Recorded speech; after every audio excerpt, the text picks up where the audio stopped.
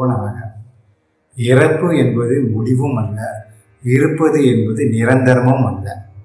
நாம் தற்போது காணும் அல்லது இதுவரை கண்ட ஒவ்வொரு மனித உருவங்களும் கண்ணுக்கு தெரியாத உலகில் வேர்களை கொண்டுள்ளன.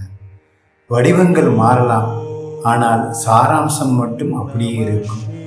கண்ணுக்கு தெரியாத இந்த சாராம்சம் மேலே வேரும் கீழே கிளைகளும் உள்ளது, அழிவற்றது. வேதங்கள் அதன் இலைகள்.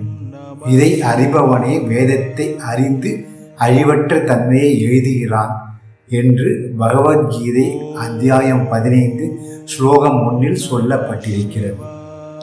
இந்த தலைகீழான மரத்தைப் போலவே ஒவ்வொரு மனிதனும் பிறக்கும் போது தலைகீழாக பிறக்கிறான், ஆனால் பல மறைக்கப்பட்ட மர்மங்களுடன்.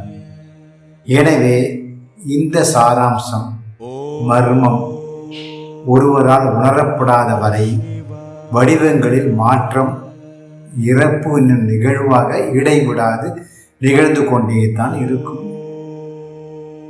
சாராம்சம் உணரப்பெற்றால் பின்பு அங்கு உருவ மாற்றம் நிகழாது, இருப்பு நிரந்தரமாகிவிடும். அதாவது இருப்பு நிரந்தரமாகும் போது இறப்பு முடிவுக்கு வந்து விடுகிறது. ஸ்ரீ குருபியோ நமக.